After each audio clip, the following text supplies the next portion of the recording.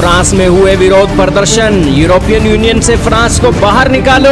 France का राष्ट्रीय ध्वज लहराकर फ्रांस के राष्ट्रपति को दिया संकेत, यूरोपियन यूनियन को हटाओ और फ्रांस को आजाद कर दो। जी हाँ दोस्तों, आपके सामने एक रैली की तस्वीरें चल रही हैं जिसके अंदर बड़े बड़े इंग्लिश के अक्षरों में लिखा हुआ है फ्रेक्सिट, यानी FR का मतलब है फ्रांस और एग्जिट का मतलब है बाहर निकलना। फ्रांस यूरोपियन यूनियन से एग्जिट कर जो, इसका सीधा मतलब है।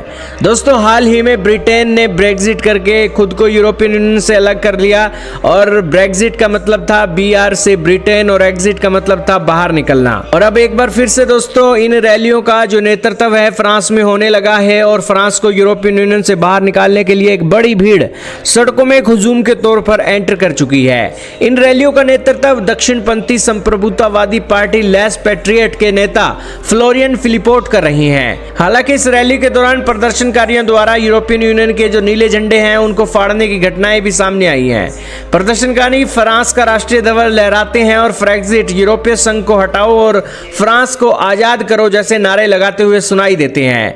दोस्तों, सबसे बड़े विरोध का कारण निकलकर आया है ये फ्री ट्रेड एग्रीमेंट जो यूरोपियन यूनियन मर्कोसर व्यापार समझौता है। प्रदर्शनकारियों और इस किसानों का तर्क है कि इससे दक्षिण अमेरिकी देशों से सस्ता इंपोर्ट किया जाएगा जिससे फ्रांस के घरेलू कृषि क्षेत्र को भारी नुकसान होगा। प्रदर्शनकारियों का आरोप है कि ब्रुसेल्स फ्रांस की विधायी शक्तियों को छीन रहा है और उनका मानना है कि यूरोपियन यूनियन के निर्देश फ्रांस की राष्ट्रीय स्वतंत्रता को कमजोर कर रही हैं।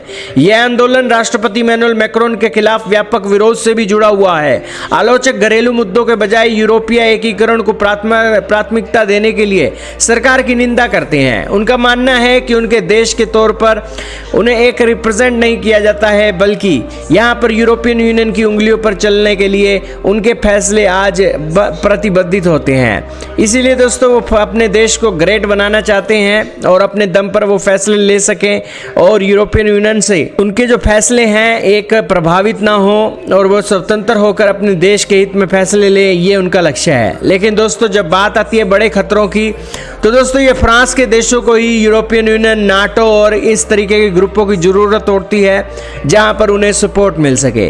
खैर, इस ग्रुप में एंट्री करने वाले भी यही लोग और इसकी निंदा करने वाले भी यही लोग। और अब दोस्तों ब्रेक्जिट के बाद फ्रेक्सिट चर्चा में आ रहा है। आपका किसके बारे में क्या मानना है, कमेंट में बताइएगा।